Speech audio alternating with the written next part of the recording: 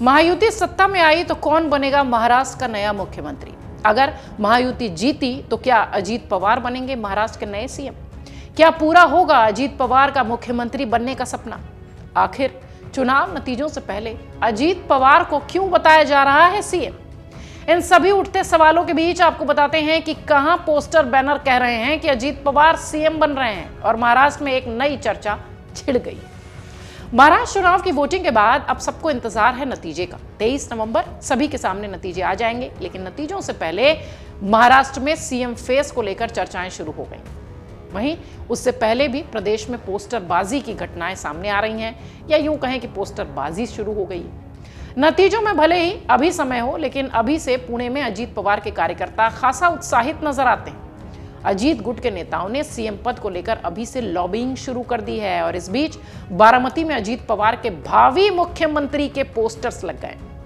अलग अलग जगह लगे इन पोस्टर्स में लिखा गया है कि अजीत पवार को लगातार 8वीं बार विधायक चुने जाने के लिए अभिनंदन। इन पोस्टर्स में महायुति के अंदर इनकी जमकर चर्चा हो रही है और ये पोस्टर पार्टी नेता संतोष नागरे द्वारा पुणे में लगाया गया है। संतोष नागरे नाम से कार्यकर्ता ने बैनर लगाए हैं यहाँ। इसमें भारी मतों से जीत के बाद मुख्यमंत्री अजीत पवार को बधाई दी जा रही है।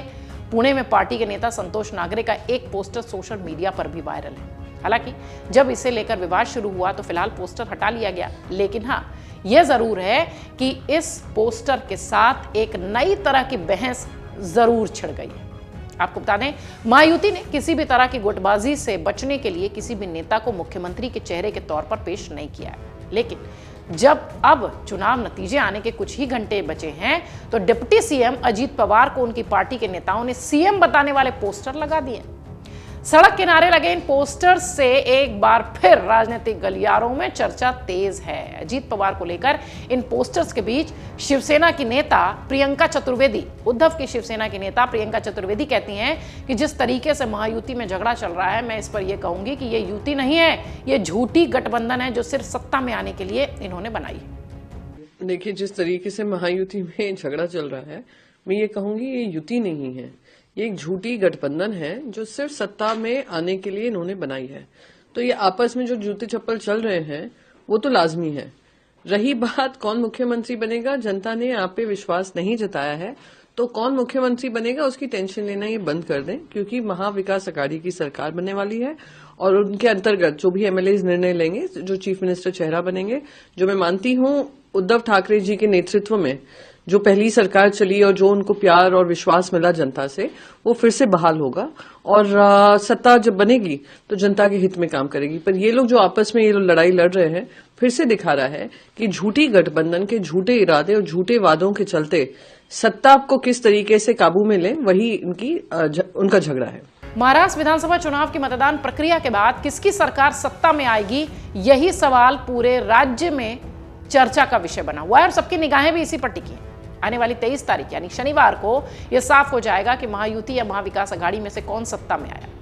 वहीं हर कोई इस बात को लेकर उत्सुक है कि किस पार्टी का मुख्यमंत्री बनेगा। विधानसभा चुनाव के नतीजे 23 नवंबर को आएंगे और चुनाव के बाद हुए ज्यादातर एग्जिट पोल्स में बीजेपी नित महायुति गठबंधन को बहुमत मिलता नजर आता है। उधर महाविकास अघाड़ी ने भी बहुमत मिलने का दावा किया है। हालांकि नतीजों के बाद भी यह तय होगा कि महाराष्ट्र की सत्ता किसे मिलती है, लेकिन उससे पहले ही महायुति में सीएम पद को लेकर बड़ी लॉबिंग शुरू हो गई है। अजीत पवार महाराष्ट्र में 4 बार उप मुख्यमंत्री रह चुके हैं। डिप्टी सीएम मुख्यमंत्री अभी तक वो नहीं बन पाए हैं। मुख्यमंत्री बनने की अजीत पवार की कई बार मंचों से खुले तौर पर चर्चा के दौरान इच्छा भी नजर आई है।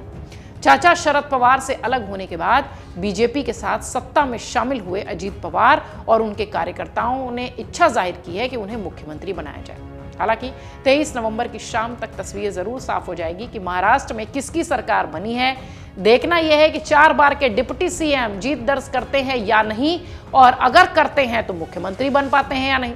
इस चुनाव में महाविकास अघाड़ी गठबंधन की ओर से कांग्रेस 101, शिवसेना उद्धव ठाकरे की 95 और शरद पवार की एनसीपी 86 सीटों पर लड़ रही है, जबकि महायुति की तरफ लड़ चुकी है।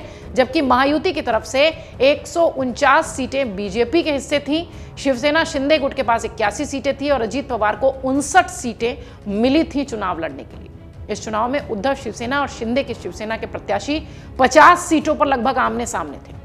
एनसीपी के प्रतिद्वंदियों में भी कुछ ऐसी तस्वीर दिखाई पड़ी। लगभग 37 सीटों पर चाचा की और भतीजे की, दोनों की एनसीपी के उम्मीदवार आमने सामने नजर आए।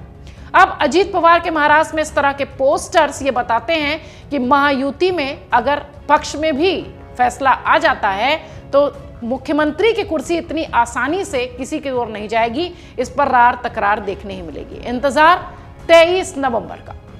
अगर आप ये वीडियो YouTube पर देख रहे हैं तो हमारे चैनल को सब्सक्राइब कर बेल आइकन दबाएं और Facebook पर देख रहे हैं तो हमारे पेज को लाइक करें। 8 मिलियन प्लस सब्सक्राइबर, आपके इस भरोसे के लिए बहुत धन्यवाद।